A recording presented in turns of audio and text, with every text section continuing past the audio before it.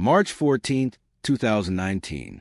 The Desert Rose Motel, room 34. A couple checks out at the front desk. The clerk barely looks up from his phone as he processes their payment. Cash only. No questions asked. It's that kind of place. They load 2 suitcases into a blue Honda Accord. The security camera catches them closing the trunk. The brake lights flicker red as they pull out of their parking space. But they never leave the parking lot. By sunrise, their car sits in the exact same spot. Engine cold. Doors locked. Nobody inside. The motel clerk doesn't notice. Why would he? People come and go at the Desert Rose. It's a highway stop between Phoenix and Las Vegas, the kind of place where asking questions is bad for business. But 48 hours later, when housekeeping finally opens room 34, they find something that makes the manager call 911. The room is immaculate. Beds made with hospital corners. Towels folded and hung. Not a fingerprint on the mirrors. Except for one thing. On the bathroom counter, arranged in a perfect line, 2 driver's licenses, 2 wedding rings, 2 cell phones with the batteries removed, and a handwritten note that says simply, "We're sorry. Tell our families we love them." The couple's names were Michael and Jennifer Patterson, both 52 years old, married for 28 years, 2 grown children, respected members of their community in Riverside, California. And according to every piece of evidence the police would find, they vanished into thin air after checking out a roadside motel. But here's what the initial investigation missed, what took detectives 9 months to uncover, and what nobody, not the police, not their families, not even their closest friends, could have predicted. Michael and Jennifer Patterson were still at the Desert Rose Motel. They'd been there the entire time. And the reason they never left that parking lot would expose a secret so carefully hidden, so methodically planned, that it had been 30 years in the making. Before we get into what really happened that night, before I show you the evidence that changed everything, and before you learn the truth about who Michael and Jennifer Patterson really were, let me ask you this. How well do you really know the people closest to you? How certain are you that the life they show you is the life they're actually living? And if someone you loved simply disappeared one day, would you believe what the evidence told you, or would you trust what you thought you knew? By the end of this story, you'll understand why those questions matter more than you think. Before we go deeper, let us know in the comments where you're watching from. We'd love to hear from you. And don't forget to hit that subscribe button so you never miss any of our upcoming videos. The Desert Rose Motel sits on Highway 95, exactly 247 miles from Riverside, California, and 89 miles from Las Vegas, Nevada. It's a place people pass through, not a destination. Truck drivers catching 4 hours of sleep. Families splitting up long drives.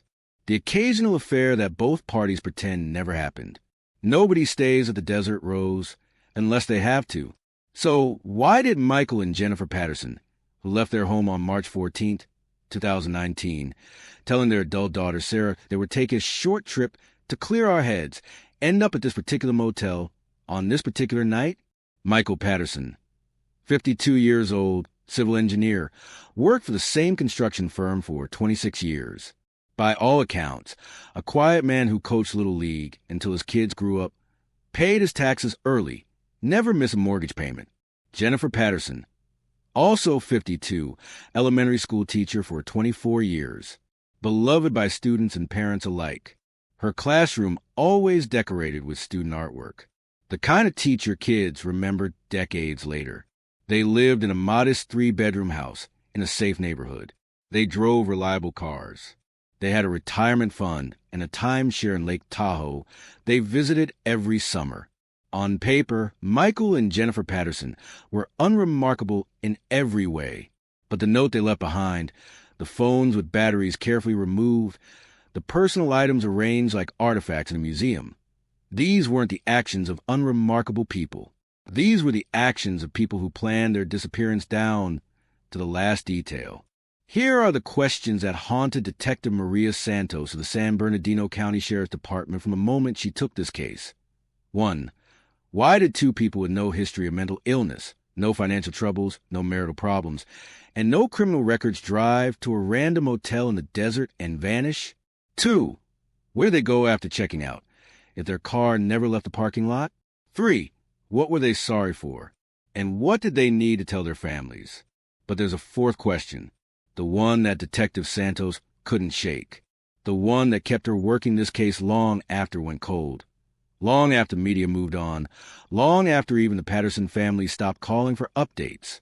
If Michael and Jennifer Patterson wanted to disappear, why leave behind a trail of evidence that practically begged to be followed? Unless, and this is what Santos began to suspect around month 6, they wanted to be found. Not immediately, not by just anyone, but eventually by the right person asking the right questions. To understand what happened at the Desert Rose Motel, you have to go back 30 years, back to 1989, back to when Michael Patterson and Jennifer Walsh were both 22 years old, recent college graduates, and working their first real jobs in Los Angeles. Michael had just finished a civil engineering degree at Cal Poly. Jennifer had graduated with a teaching credential from UCLA. They met at a mutual friend's barbecue in June of 1989, one of those summer gatherings where everyone is young and optimistic and the future feels wide open. According to Sarah Patterson, their oldest daughter, her parents always described their meeting as love at first sight. Michael told the story at every anniversary dinner, how Jennifer was wearing a yellow sundress, how she laughed at his awkward jokes, how he knew within an hour that he wanted to marry her. They dated for 2 years, got engaged on Christmas Eve 1990, married in a small ceremony in June 1991. They were the couple everyone wanted to be, Sarah said in her police interview. They never fought in front of us. Dad brought Mom flowers every Friday. She left him notes in his lunch. They held hands at the movies even after 25 years. Their first child, Sarah, was born in 1993. Their son, David, arrived in 1996. Michael took a job with Morrison Engineering, a mid-sized firm specializing in commercial construction. Good pay, benefits, room for advancement. He was the kind of employee who arrived early and stayed late, who never complained, who did his job with quiet competence. Jennifer taught 3rd grade at Riverside Elementary. She was known for her patience, her creativity, her ability to connect with difficult students. Parents requested her specifically. They bought their house in 1995, a 3-bedroom ranch with a small backyard. They planted roses along the front fence, built a treehouse for the kids, had the neighbors over for 4th of July barbecues. The Pattersons were, by every measurable standard, living the American dream. But here's what Sarah Patterson told Detective Santos during their 3rd interview, after the initial shock had worn off, after she'd had time to really think about her parents' lives. Looking back now, I realize I didn't really know them. I knew them as Mom and Dad, you know? I knew their routines, their habits, what they liked for dinner. But I didn't know them as people. I didn't know what they thought about when they were alone, what they wanted that they never got, what they regretted.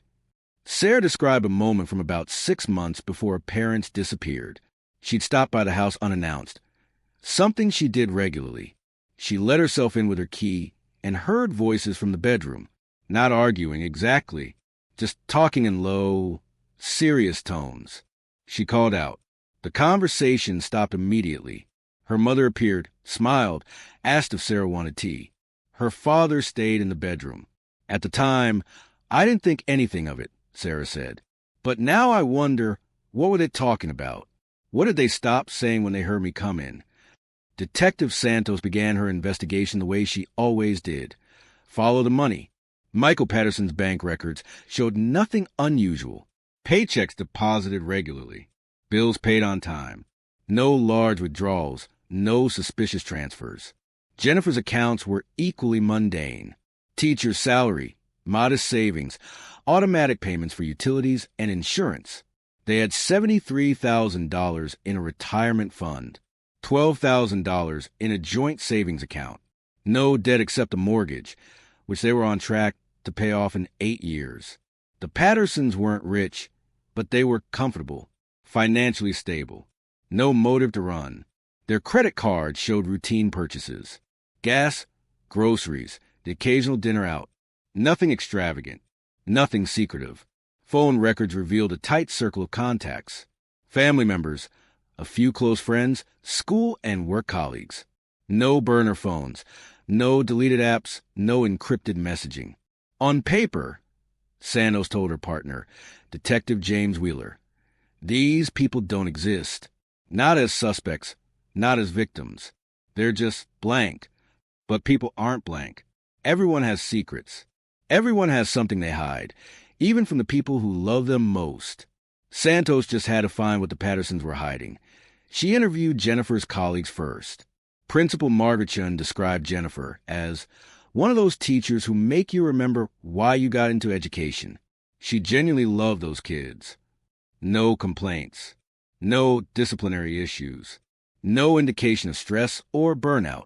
But one teacher, Linda Hartley, mentioned something that stuck with Santos.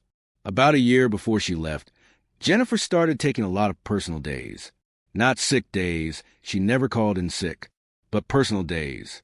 She'd put in for them weeks in advance, always on Thursdays.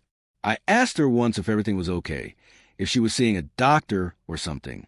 She said she was fine, just taking care of some family business. Santos checked the records. Over the 18 months before her disappearance, Jennifer Patterson had taken 23 personal days, all Thursdays, all marked as family business. Where was she going? Michael's co-workers painted a similar picture. Reliable, competent, unremarkable. But his supervisor, Robert Chun, mentioned that Michael had requested a transfer about 2 years before his disappearance. He wanted to move to a different project team. Said he felt like he needed a change after 24 years. I told him there wasn't anything available at the time, but I'd keep him in mind. He never brought up again. Why did Michael want to change teams? What was he trying to get away from? Santos requested all of Michael's project files from Morrison Engineering. What she found was 26 years of meticulous work. Structural calculations, safety reports, material specifications. Everything documented. Everything by the book, almost everything. There was one project from 1995 where several pages were missing from file, not removed recently. The gaps had been there for years. But someone at some point had taken documents out of Michael Patterson's project files. The project was the Westfield Plaza Shopping Center in San Bernardino, a routine commercial development, completed in 1996. No issues reported. Except for one thing Santos found when she dug deeper. In March of 1997, a section of the Westfield Plaza parking structure had collapsed during a minor earthquake. 3 cars were damaged. No injuries. Thankfully, the collapse was attributed to seismic activity, and the structure was reinforced and deemed safe. The investigation had been brief. Insurance covered the damages. Case closed. But Michael Patterson had been the junior engineer on that project. He'd signed off on the structural calculations for the parking garage. Was this connected? Santos couldn't be sure. But missing documents plus a structural failure equaled reasonable suspicion. She made a note to dig deeper into the Westfield Plaza project. Back at the Patterson house, Santos conducted a thorough search. The home told the story of a normal family. Photos on the walls, books on shelves. A lifetime of accumulated memories. But there were also absences, gaps that suggested something removed. In the home office, a filing cabinet had been recently organized. Documents sorted by year, labeled, color-coded. Almost obsessively neat. Too neat. People don't organize their entire filing system unless they're expecting someone to look through it. And that's when Santos found the first real clue. Hidden in a hollowed-out book, a classic spy movie trick, was a small key. Not a house key, not a car key, a safety deposit box key. Number 247, First National Bank, Riverside Branch. The Pattersons had a safety deposit box that wasn't listed in any of their financial records. A box they'd kept secret from their family. What were they hiding? March 14th, 2019 started like any other Thursday. Jennifer Patterson didn't go to work. She'd requested a personal day 3 weeks earlier. Her 24th Thursday absence in 18 months. Michael called in sick to Morrison Engineering. His first sick day in 7 months. At 9:17 a.m., their daughter Sarah received a text from her mother's phone. Taking a short trip with Dad. Need some time together. Back in a few days. Love you both. Sarah thought nothing of it. Her parents occasionally took spontaneous drives to the coast or up to the mountains. A few days away wasn't unusual. At 10:33 a.m., a neighbor saw Michael loading suitcases into their blue Honda Accord. At 10:41 a.m., security cameras at a gas station 3 miles from their house captured the Pattersons filling up the tank. Michael pumped the gas while Jennifer went inside to use a restroom. Normal behavior. No signs of distress. At 11:52 a.m., their car was photographed by a traffic camera on Highway 60, heading east toward the desert. After that, the trail went cold for hours. Detective Santos spent weeks reconstructing their route using traffic cameras, gas station security footage, and cell phone tower pings. The Pattersons drove east on Highway 60, then north on Highway 95. They stopped once for gas in Needles, California.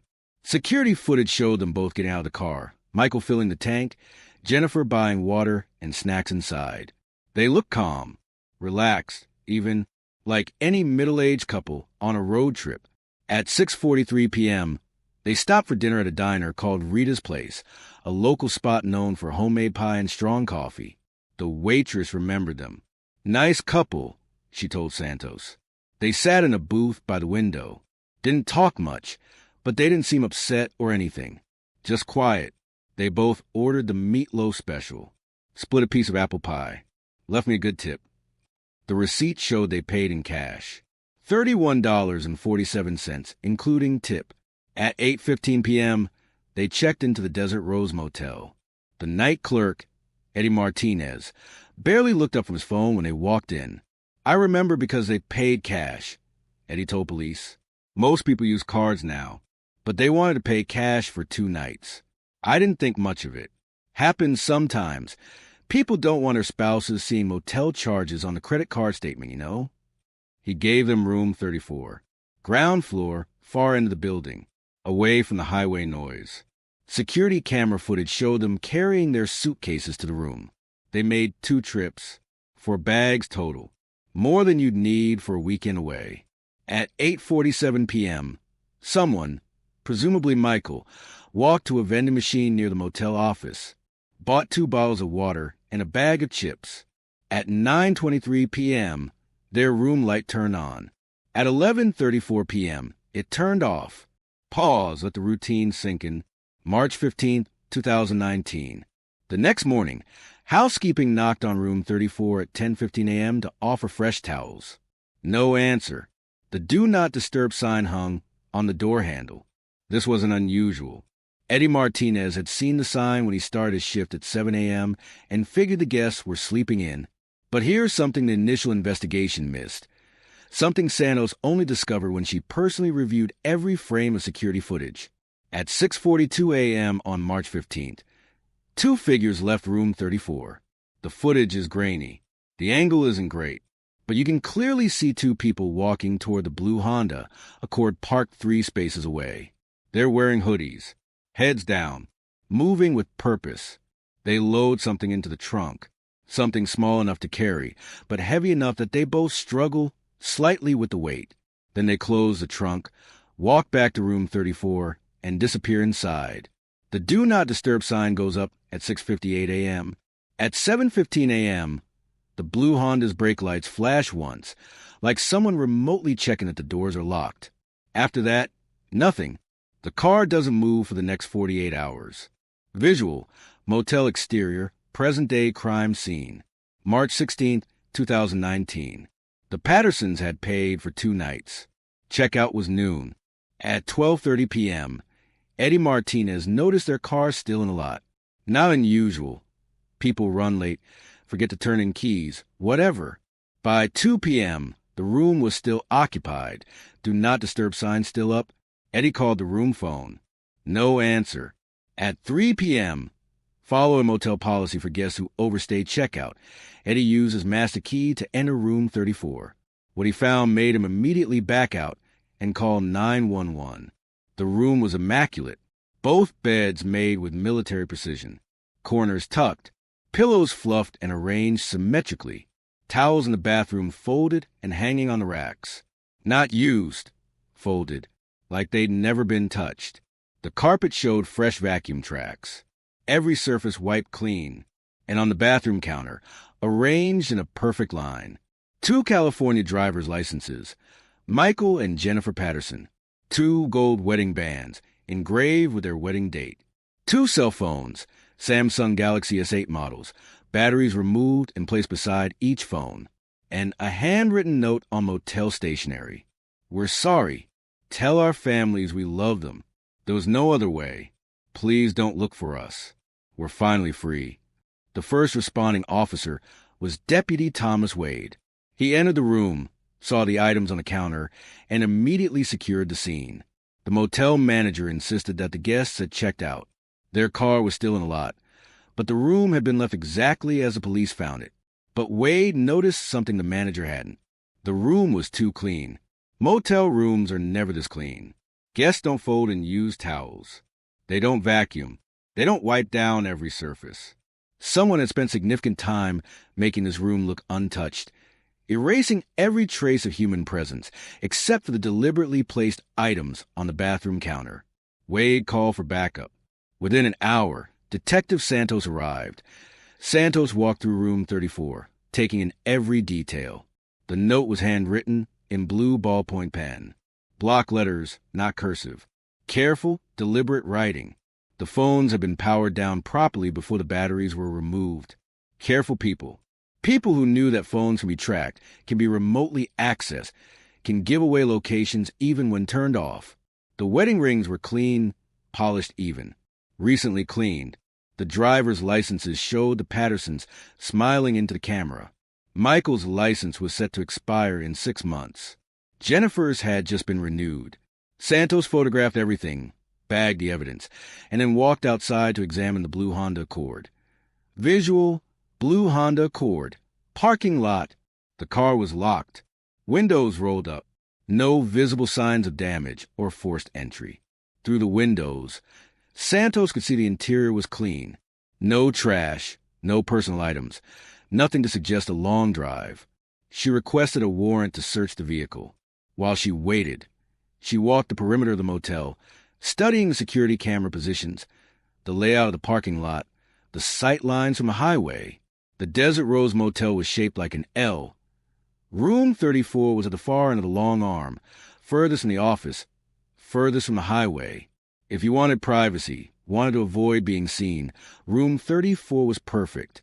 The security cameras covered the office entrance, the parking lot entrance, and a partial view of the parking spaces nearest the office. Room 34 was in the one blind spot. You could enter and exit that room without being captured on camera, if you knew where to walk. The Pattersons had chosen their room carefully. The warrant came through at 6:47 p.m. Santos opened the Honda's trunk first. Inside, 2 suitcases. She opened them carefully, photographing each layer as she went. Clothes, toiletries, nothing unusual. Enough for a week-long trip, maybe. But underneath the clothes in Michael's suitcase, wrapped in a plastic bag, a thick envelope. Inside the envelope, cash, $20,000 in $100 bills. Underneath the cash, a single photograph. The photograph showed a construction site, a concrete structure mid-build. In the background, partially visible, a sign, Westfield Plaza Shopping Center, opening spring 1996. On the back of the photograph, in Michael's handwriting, "I should have said something. I'm sorry." Santos held the photograph, turning it over in her gloved hands. This was the connection she'd been looking for. The Westfield Plaza, the parking structure collapse, the missing documents from Michael's project file. But what did it mean? What should Michael have said something about? And why apologize now, 23 years later? She continued searching the car. In the glove compartment, registration, insurance, a map of Nevada and California, with a route highlighted in yellow marker. The route showed Highway 95 from Needles to Las Vegas. But there was a detour marked, a side road leading into the desert about 15 miles north of the Desert Rose Motel. The side road dead-ended at a location marked with a red X. No notation, no explanation, just an X marking a spot in the middle of nowhere.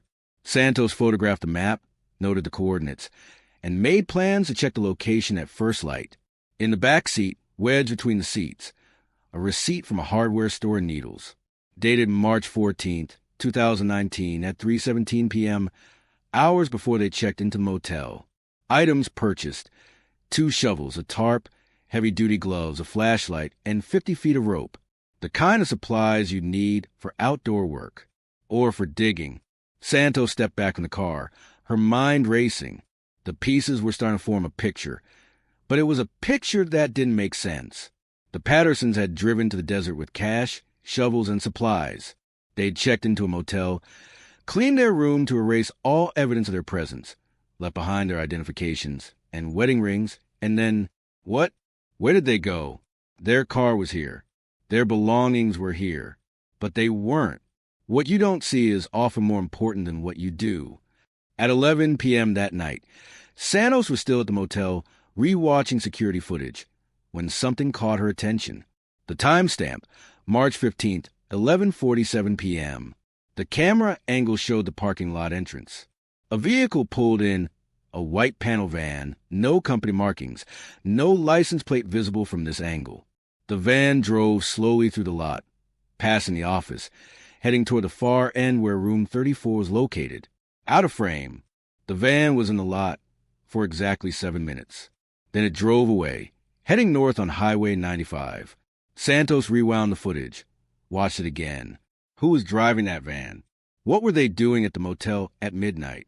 She requested traffic camera footage from Highway 95, hoping to catch a license plate, but the van never appeared on any traffic cameras heading north.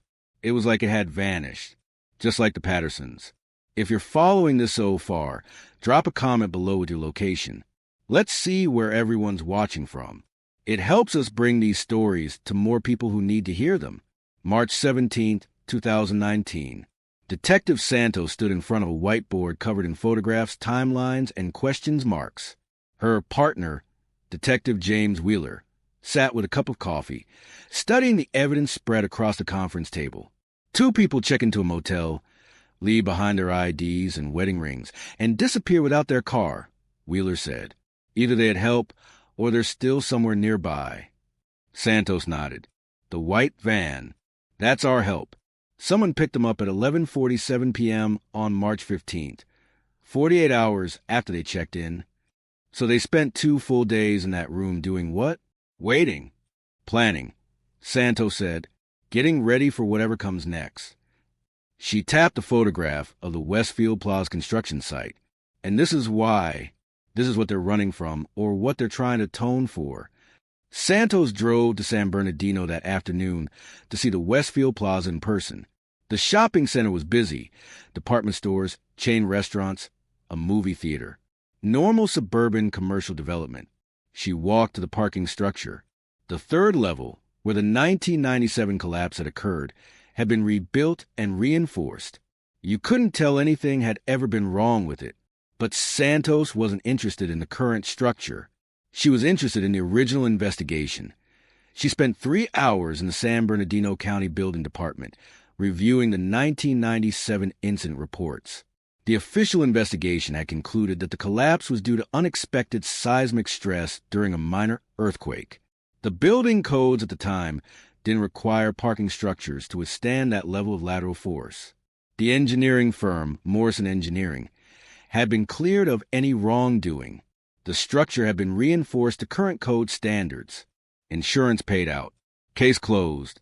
But Santos found something in the supplemental files, something buried in page 47 of 52 in the investigator's notes.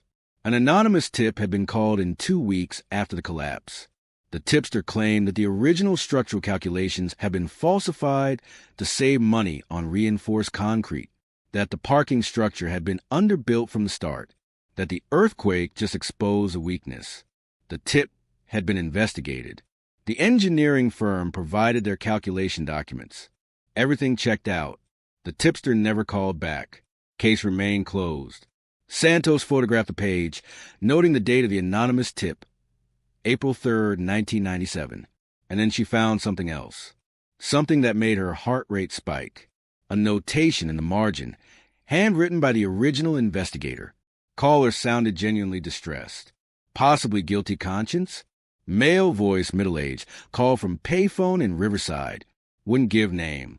Said, people could have died and I did nothing. Tried to trace call, but no luck. Michael Patterson had been 30 years old in 1997. Middle-aged by some definitions. Living in Riverside. Working on the Westfield Plaza project. Santos drove back to the office, pulled Michael Patterson's employment file from Morrison Engineering, and compared the dates. Michael had requested a transfer to a different project team in May of 1997, 1 month after the anonymous tip. His transfer request had been denied. He'd stayed on the same team for another 22 years. The picture was becoming clearer. Michael Patterson had known something about the Westfield Plaza parking structure, had possibly made that anonymous tip, had tried to distance himself from the project afterward. But why wait 22 years to run?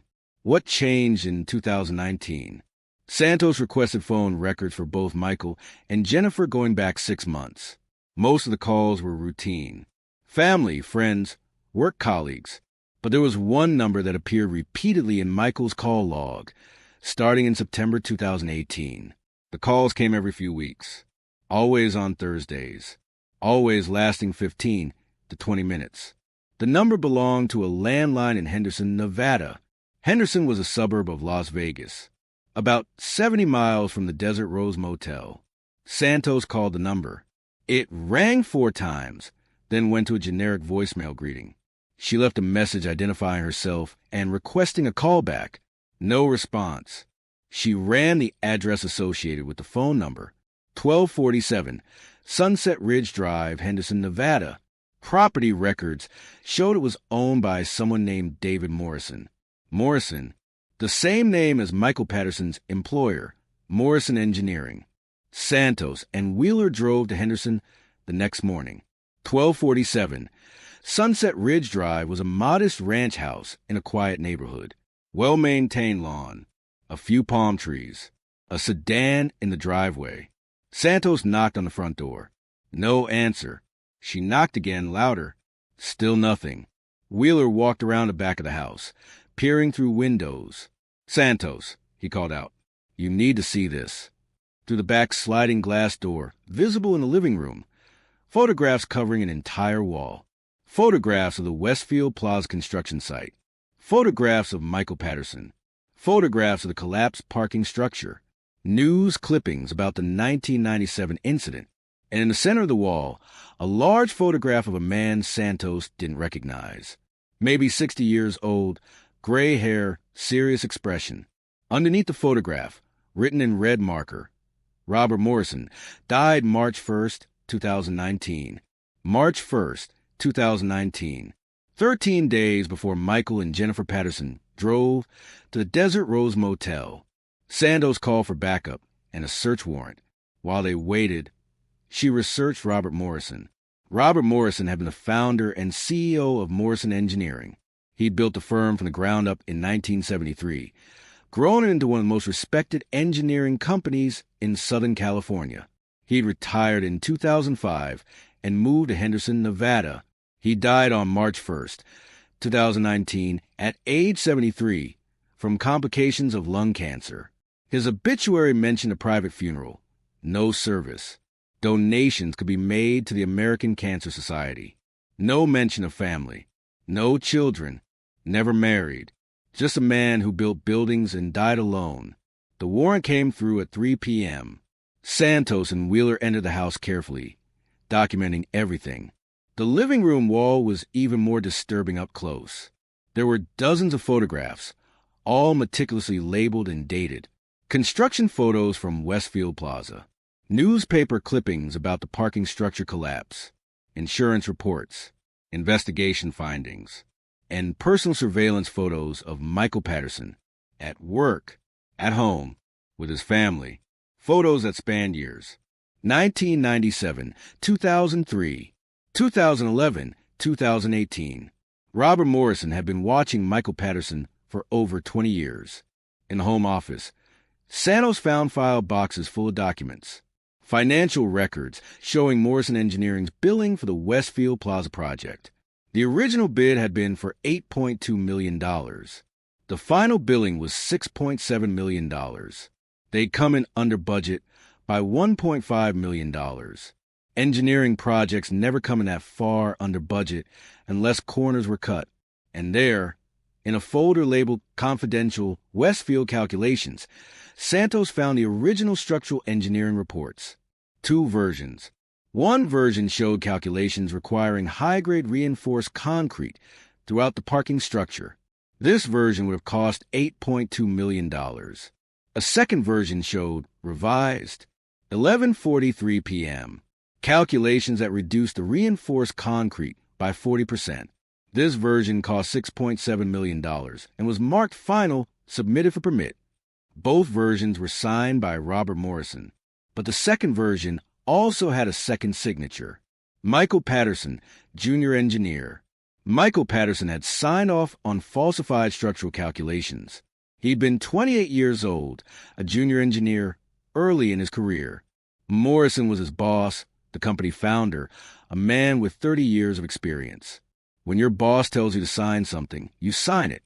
But Michael had known it was wrong, had made that anonymous tip after the collapse, had tried to transfer away from Morrison's team, and Morrison had known it was Michael who made the tip, had probably confronted him, threatened him, kept him close for the next 22 years to make sure he never talked. And then Morrison died. 13 days after Morrison died, Michael and Jennifer Patterson drove to the desert. Santos opened the safety deposit box at First National Bank in Riverside that afternoon. Inside, a thick folder of documents. Copies of the original Westfield Plaza engineering calculations showing the falsifications. Copies of Michael's contemporaneous notes from 1996 expressing concern about the concrete specifications. A signed statement from Michael Patterson, dated February 15, 2019, 2 weeks before Morrison died. My name is Michael Patterson. For 23 years, I have carried the weight of a terrible mistake. In 1996, I was a junior engineer at Morrison Engineering. I was ordered by Robert Morrison to sign off on falsified structural calculations for the Westfield Plaza parking structure. I objected. I was told that if I didn't sign, I would be fired and blacklisted in the industry. I was 28 years old with a new wife and a baby daughter. I signed. 3 people could have died when that structure collapsed in 1997. By pure luck, the earthquake happened at 6 a.m. on a Sunday when the parking garage was empty, but they could have died, and it would have been my fault. I called in an anonymous tip. I tried to make it right, but Morrison found out it was me. He kept me at the firm for the next 22 years, a constant reminder that he owned me, that he could destroy me anytime he wanted. I've lived in fear for 23 years. Fear that the truth would come out. Fear that another structure would fail. Fear that Morrison would expose me and I'd lose everything. But Morrison is dying. He has weeks left, maybe days. And when he's gone, I'll be free to finally tell the truth. This statement, along with the supporting documents in the safety deposit box, is my confession. I was complicit in engineering fraud that could have killed innocent people. I stayed silent out of fear and self-preservation. I can't undo what I did, but I can make sure it's on the record. Make sure no one else covers up something like this. If you're reading this, it means I found the courage to do what I should have done 23 years ago. I'm sorry. The statement was witnessed and notarized. Santos sat in the bank's private viewing room, reading the statement 3 times. This explained the guilt, the apology, the need to disappear. But it didn't explain where Michael and Jennifer had gone, and it didn't explain the white van. Santos requested all of Robert Morrison's recent contacts, phone records, and financial transactions from his estate executor. Morrison had been a private man. Few friends. No family. His estate was being handled by a law firm in Las Vegas. But his phone records showed something interesting. In the weeks before his death, Morrison had made multiple calls to a number registered to a business called Phoenix Transitions, LLC. Santos Googled the company. Phoenix Transitions was a private service that helped people relocate, change identities, and start fresh. It operated in a legal gray area, not quite witness protection, not quite identity fraud, but something in between. For a price. Phoenix Transitions would create new identities, relocate clients, and help them disappear. The company's website was vague, full of language about new beginnings and fresh starts. No physical address listed. Contact by appointment only. Santos called the number. A professional female voice answered. Phoenix Transitions, how may I direct your call? Santos identified herself and explained she was investigating a missing persons case. I'm sorry, detective, but we don't discuss client matters. Privacy is fundamental to our services. This isn't about a client. This is about two people who may have been helped by your company to disappear. They left behind evidence of planning and intention. I need to know if they contacted you. A pause. Detective, even if someone had contacted us, which I'm neither confirming nor denying, our clients have the right to confidentiality.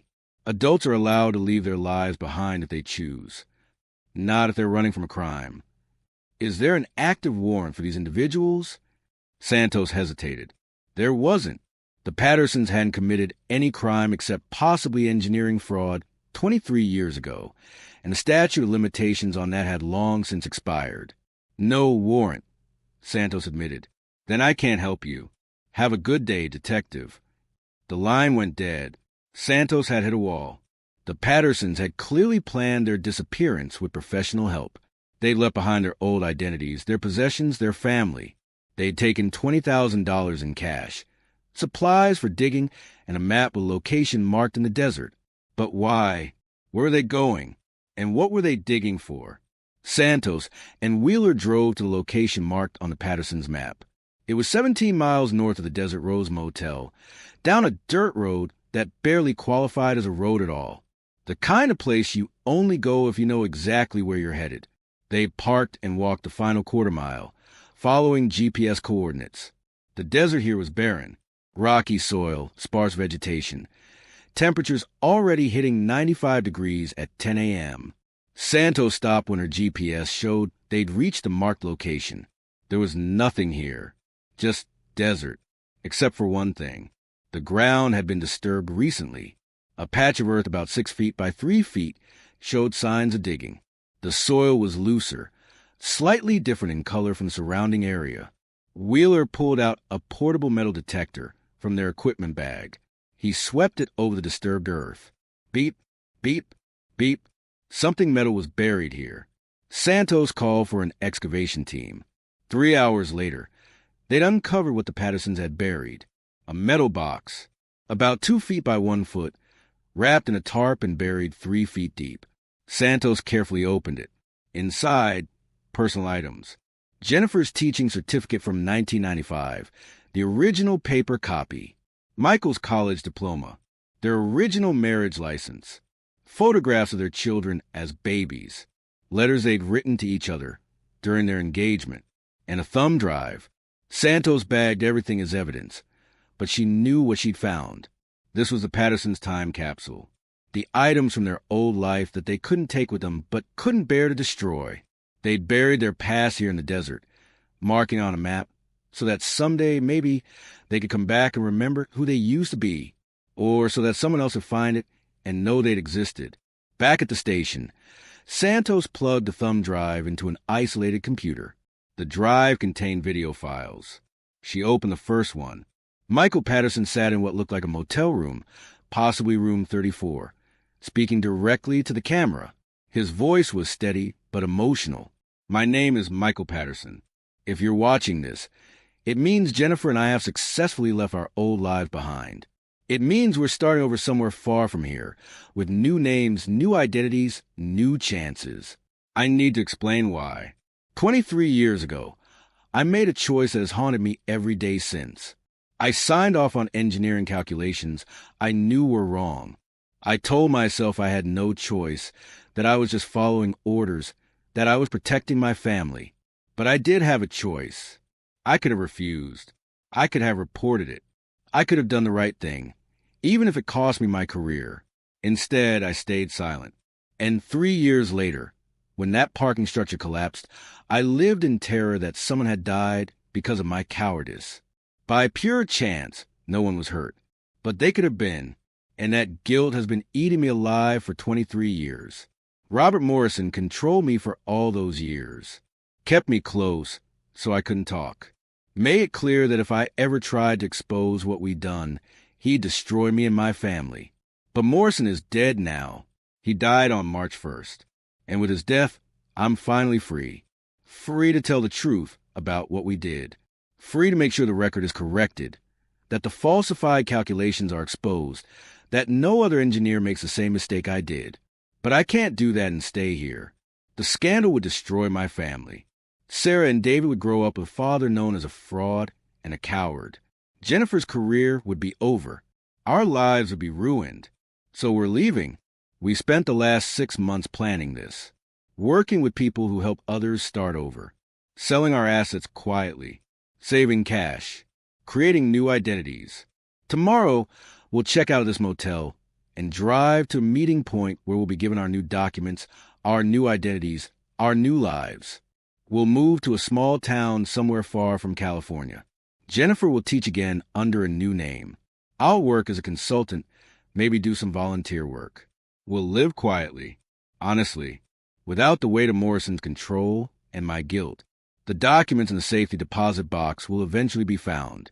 The truth about Westfield Plaza will eventually come out. I've made sure of that.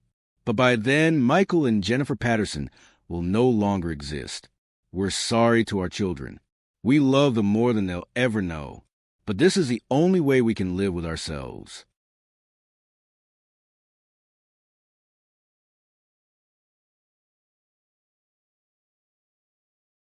This is the only way we can be free. The video ended. Santos sat in silence, staring at the blank screen. Sometimes the truth sets you free. Sometimes you have to set yourself free from the truth. Santos watched Michael Patterson's confession video 7 times. Each time, she noticed something new, a hesitation in his voice, the way Jennifer's hand briefly appeared in frame, resting on his shoulder.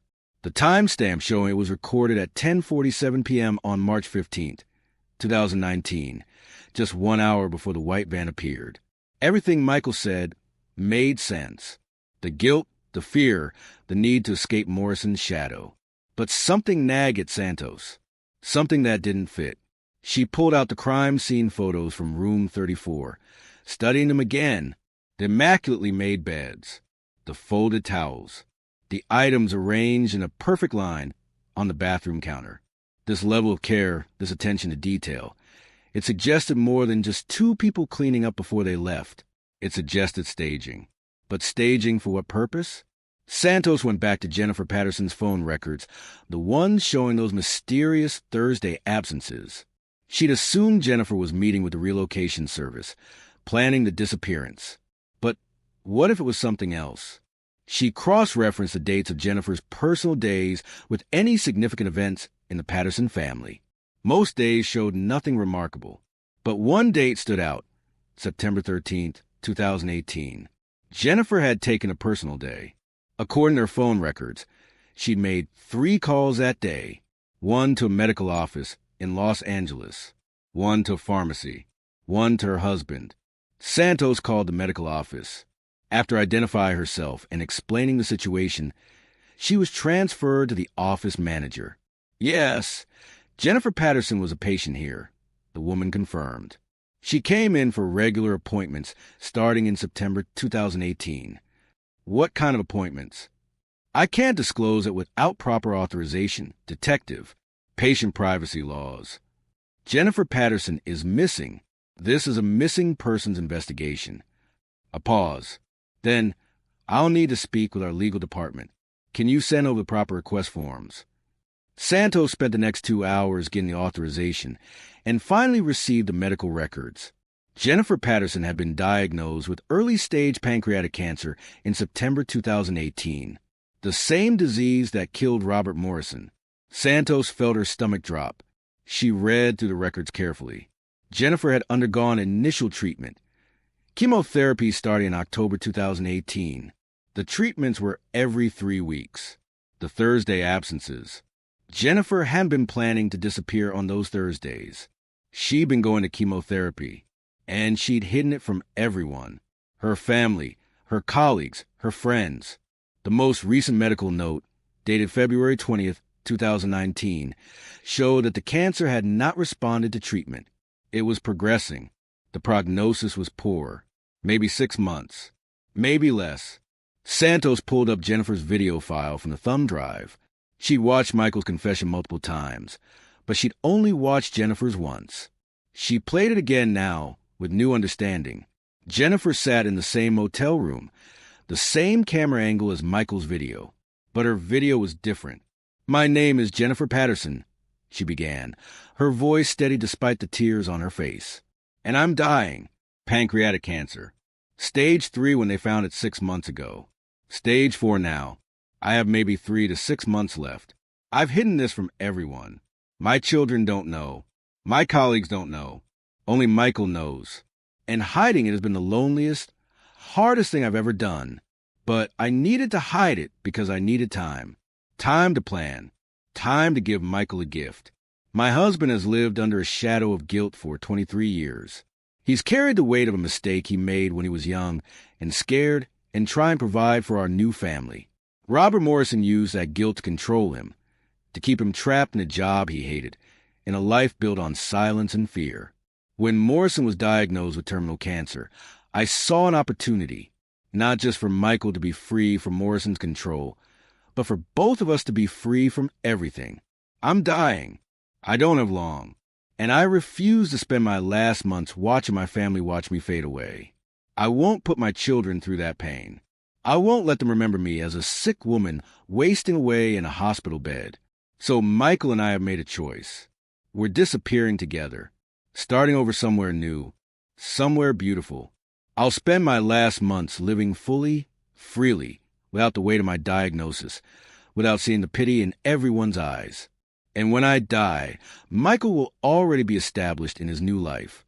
He'll grieve, but he'll survive. And he'll be free of both Morrison's control and the guilt that's haunted him. Our children will eventually inherit everything we've left behind. The house, the savings, the retirement fund. The lawyer has instructions to contact them after we've been missing for 6 months. They'll think we abandoned them. They'll be angry. They'll hurt, but they'll heal. And they'll have good memories of us, not memories of cancer and guilt and slow, painful decline. This is my gift to them, the memory of parents who loved them and chose to leave on their own terms.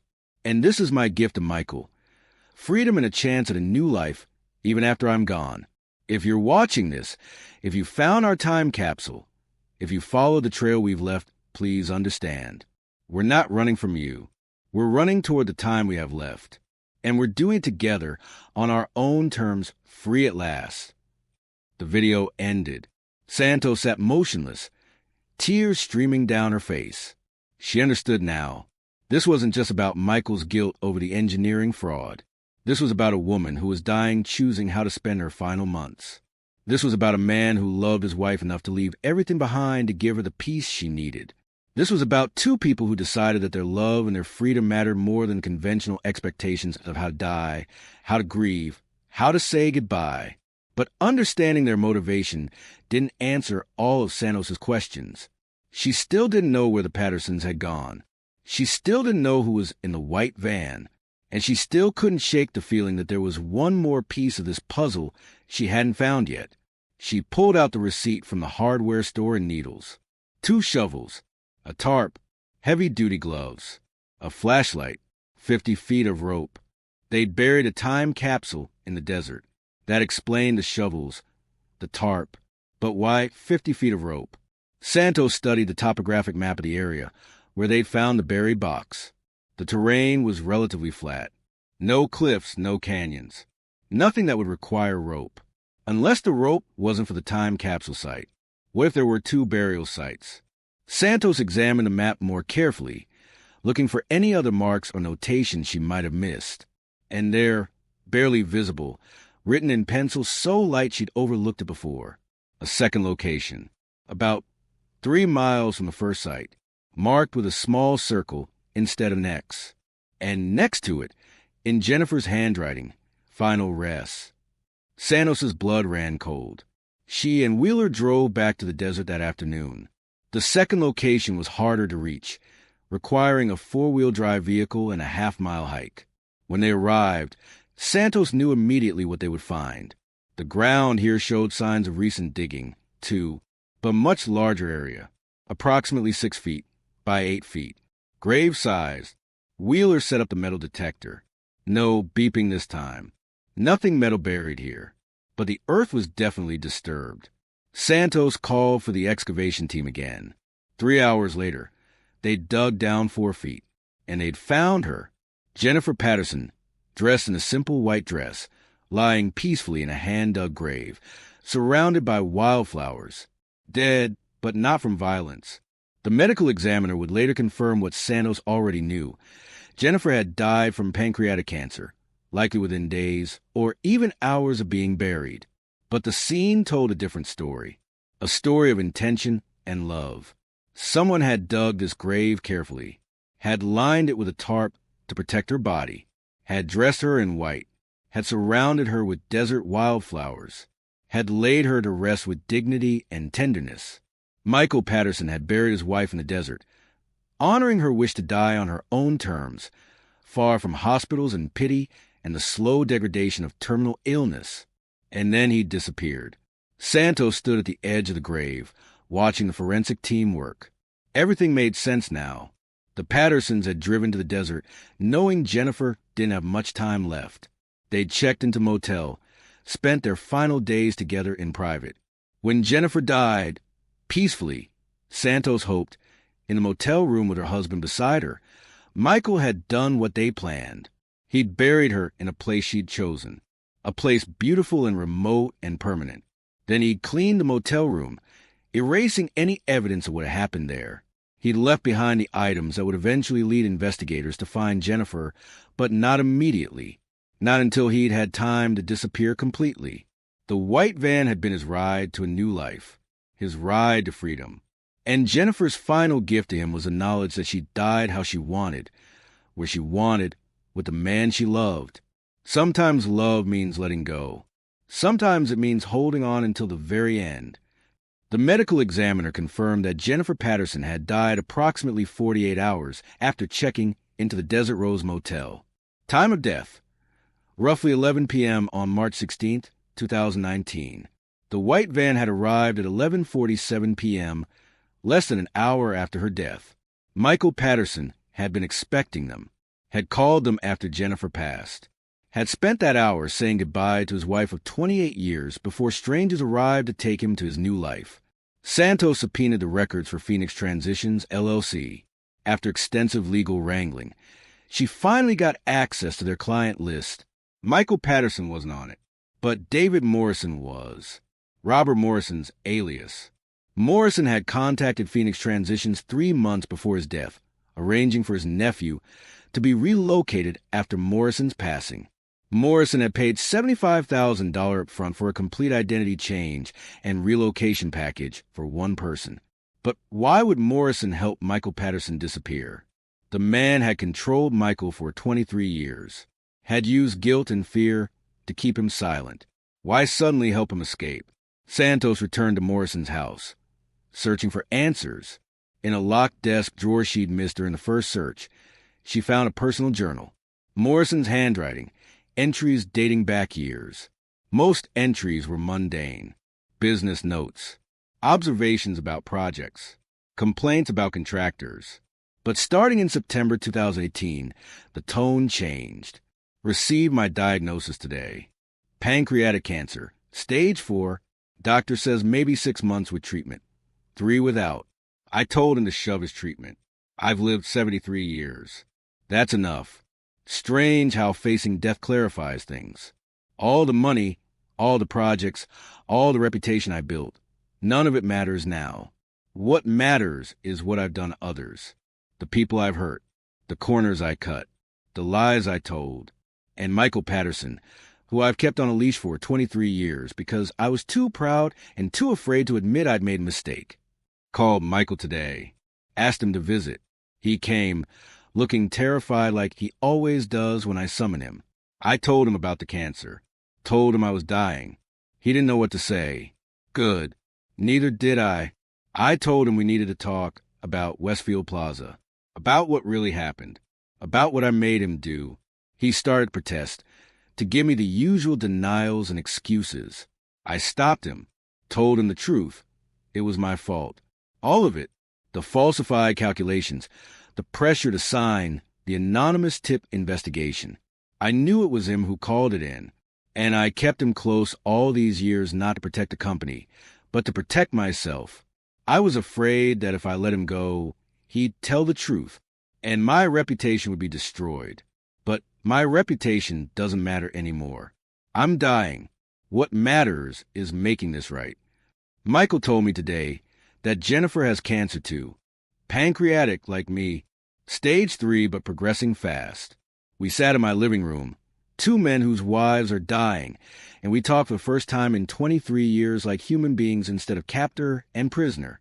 He told me how guilty he's felt, how it's eaten at him every day, how he's wanted to confess, but couldn't because of Jennifer and the kids.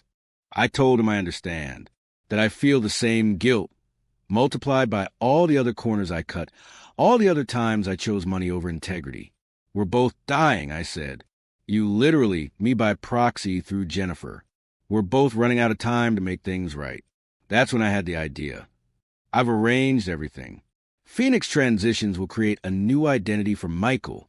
New name, new social security number, new life history. Everything he needs to disappear and start over. I've paid for it all. $75,000. It's the least I can do after what I've done to him. When Jennifer dies, and she will, probably before I do, Michael will bury her somewhere beautiful and private, somewhere she chose.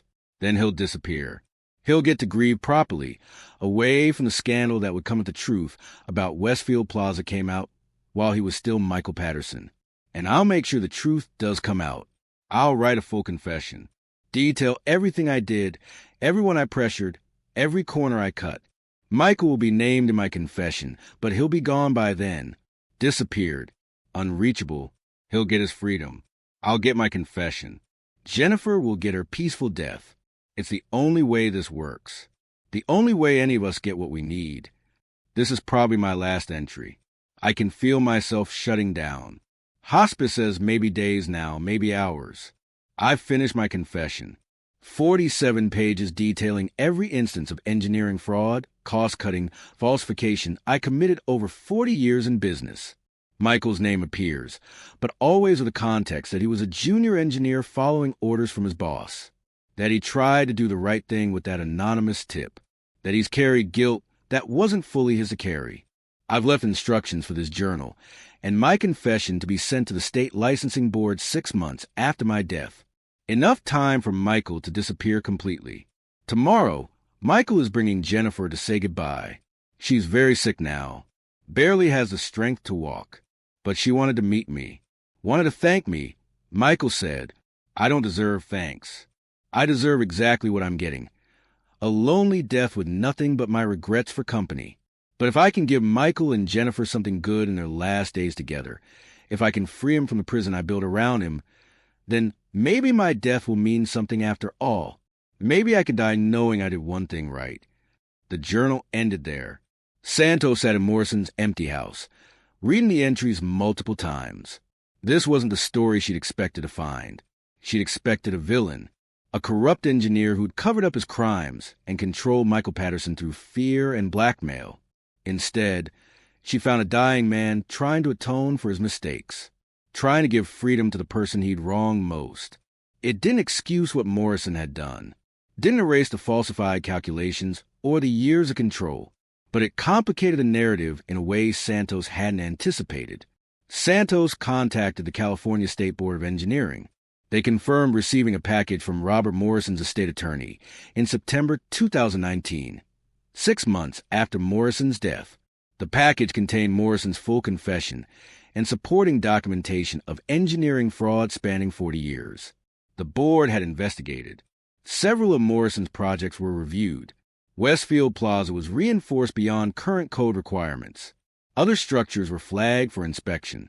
Morrison Engineering had been dissolved, its assets sold, the proceeds distributed to clients who'd been overcharged or underserved.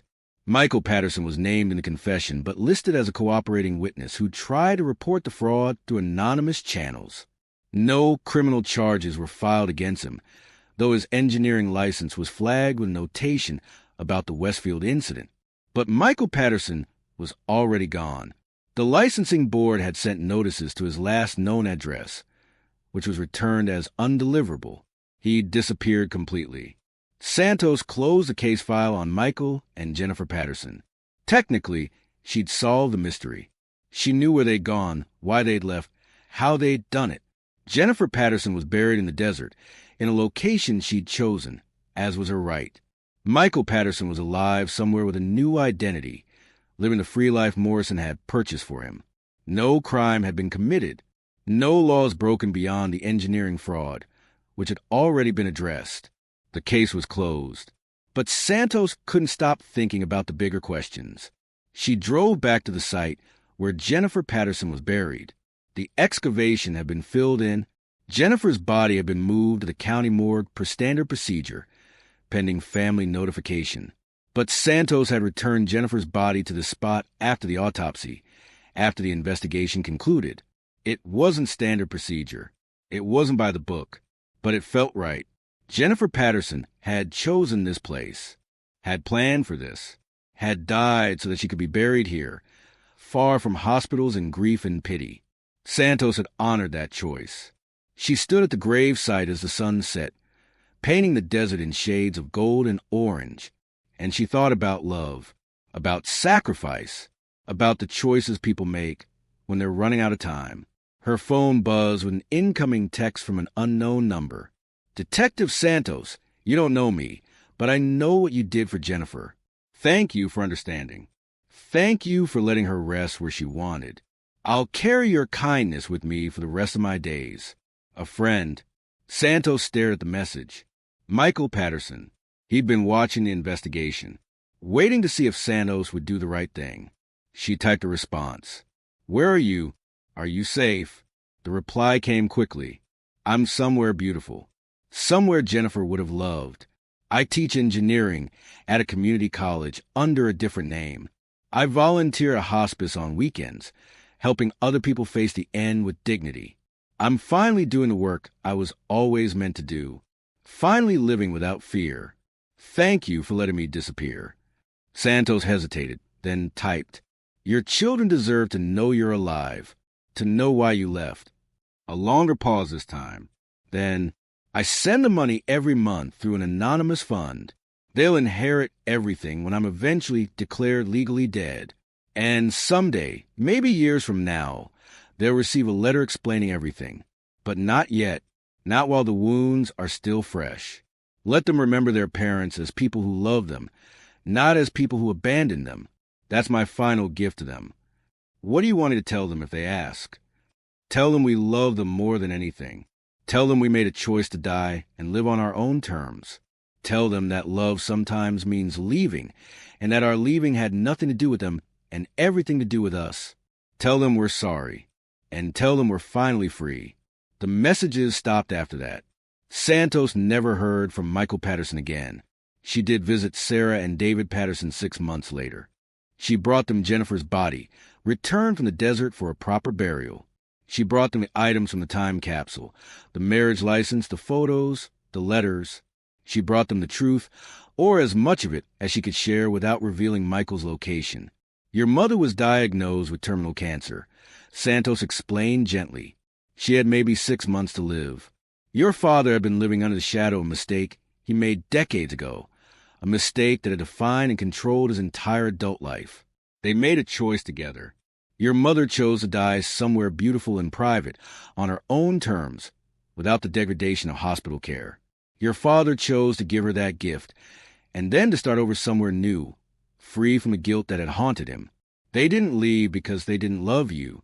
They left because they loved you too much to let you watch your mother die slowly, and because they wanted you to remember them as they were, not as they would have become. It wasn't fair to you. It wasn't a choice most people would make, but it was their choice, and they made it together out of love for each other and for you. Sarah wept. David sat in stunned silence. Eventually, Sarah asked the question Santos had been waiting for. Is our father still alive? Santos chose her words carefully. I believe he is. I believe he's somewhere safe, living a good life, doing meaningful work. I believe he thinks about you every day. And I believe that someday, when the time is right, you'll understand why he had to leave. It wasn't a complete answer, but it was the truth as Santos understood it. 6 months later, Sarah Patterson received a letter with no return address. Inside was a cashier's check for $50,000 and a note in her father's handwriting. Sarah, I can't tell you where I am or who I've become. Maybe someday, but not yet. What I can tell you is that I'm healthy, I'm happy, and I'm finally doing the work I always wished I could do. I'm teaching young engineers to do things right, to speak up when they see problems, to never let fear or greed compromise their integrity. 11:47 p.m. I'm living the life I should have lived 30 years ago. Your mother died peacefully in a place she loved, surrounded by beauty and dignity. Her last words were about you and David. How proud she was of you both. How lucky she felt to be your mother. She didn't want you to watch her suffer. Neither of us did. We made a selfish choice, I know. We put our need for peace above your need for closure. For that, I'm truly sorry. But I'm not sorry we left.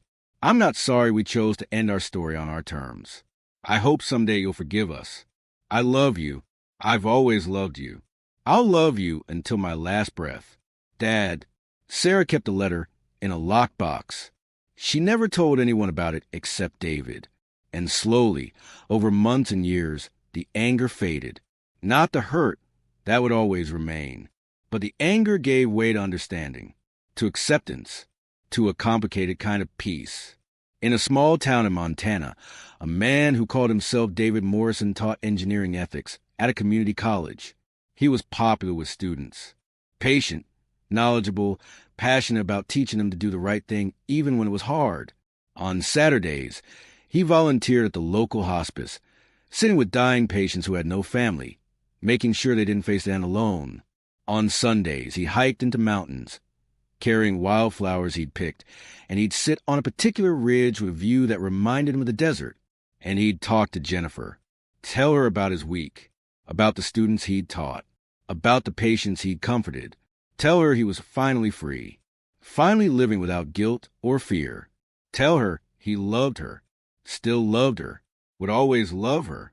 And sometimes, when the wind blew just right, he swore he could hear her voice telling him she was proud of him, that he'd done the right thing, that they both finally found the peace they'd been searching for. Michael and Jennifer Patterson disappeared from the Desert Rose Motel on March 16, 2019. Jennifer's body was found and laid to rest according to her wishes. Michael has never been located. The case remains technically open, though no active investigation is ongoing. Robert Morrison's confession led to reforms in engineering oversight and ethics requirements in California. Sarah and David Patterson established a scholarship fund in their mother's name for students pursuing teaching degrees. Sometimes the greatest act of love is letting go. Sometimes justice means understanding that not all disappearances are tragedies. And sometimes the truth sets you free, even if freedom means leaving everything behind. Detective Maria Santos retired from the San Bernardino County Sheriff's Department 3 years after closing the Patterson case. In her exit interview, she was asked about her most memorable investigation. She talked about Michael and Jennifer Patterson, about how they'd checked out a motel but never left the parking lot, about how love and guilt and terminal illness had driven two ordinary people to make an extraordinary choice, about how sometimes the people we're looking for don't want to be found, and about how sometimes that's okay. Did you ever regret letting Michael Patterson disappear? The interviewer asked. Santos thought about it for a long time. No, she finally said. He wasn't running from justice. He was running toward peace. And after everything he'd been through, after everything Morrison put him through, after watching his wife die in his arms, he deserved that peace. Sometimes our job isn't to catch people. Sometimes it's to understand them, to see the whole picture, to recognize when the law and justice aren't quite the same thing. Michael Patterson hurt no one but himself. He carried guilt for 23 years that wasn't entirely his to carry. He gave his dying wife the death she wanted, buried her with love and dignity, and then found a way to live meaningfully with his freedom. That's not a criminal. That's a human being making impossible choices under impossible circumstances. I let him go because it was the right thing to do, and I'd do it again. The Desert Rose Motel still operates today. Room 34 is still rented to travelers passing through. Most people who stay there never know that it was the last place Jennifer Patterson spent her final days, that it was the place where a couple made the choice to disappear rather than face a slow, public death. The motel clerk who worked that night, Eddie Martinez, sometimes thinks about the couple who paid in cash and left behind their old lives. He wonders where Michael Patterson is now, if he's happy. If he ever thinks about that motel room and the choice he made there. The desert keeps its secrets. The place where Jennifer Patterson is buried is known only to a few people. Detective Santos, Michael Patterson, and now you. It's marked with simple stone cairn, built by Santos herself during one of her many visits to the site. The time capsule site is unmarked, its contents removed and given to the Patterson children. But both places remain sacred in their own way. Monuments to love, to choice, to the freedom that comes from letting go. People ask me all the time about unsolved cases. Santos says, about the ones that got away, the mysteries we never solved.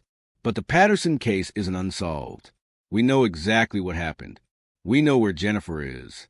We know that Michael is alive and well somewhere. What we don't know, what we'll never know, is whether they made the right choice. Was it selfish to leave their children without closure? Absolutely. Was it understandable given the circumstances? Also absolutely. The truth is, there's no right answer. No perfect solution to the impossible situation they found themselves in. All we can do is try to understand, try to see the humanity in their choice, and try to learn something from their story. Maybe what we learn is that love takes many forms, that sacrifice isn't always heroic, that sometimes the bravest thing you can do is walk away. Or maybe what we learn is simpler than that every person carries burdens we can't see, that everyone's fighting battles we know nothing about, and that judgment should always be tempered with compassion. Michael and Jennifer Patterson checked out of that motel, but they never left the parking lot because they were transforming, shedding their old lives, preparing to become new people. Jennifer transformed into eternal rest. Michael transformed into freedom. And in their transformation, they left behind a question for all of us. If you knew you were running out of time, what would you do? Who would you become? What would you let go of to finally be free? Those are questions worth asking, even if we don't like the answers. So what do you think? Did Michael and Jennifer Patterson make the right choice? Was it an act of love or an act of selfishness? Could you forgive your parents if they did the same thing? Drop your thoughts in the comments below. I read every single one, and I want to know what you think about this case. Where are you watching from? Let me know in the comments. I love seeing where these stories reach. And if this story made you think, if it moved you in any way, hit that like button and share it with someone who appreciates complex human stories like this one. For more real-life mysteries that challenge what you think you know about right and wrong, check out the video on the screen now about the woman who disappeared from a shopping mall and was found 12 years later living next door to her own family. Subscribe so you never miss these stories, because the truth is always more complicated than we think. And sometimes the greatest mysteries aren't about finding people. They're about understanding why people choose to disappear in the first place. Thanks for watching. I'll see you in the next one. The Patterson family requested privacy and declined to be interviewed for this story. Their wishes have been respected.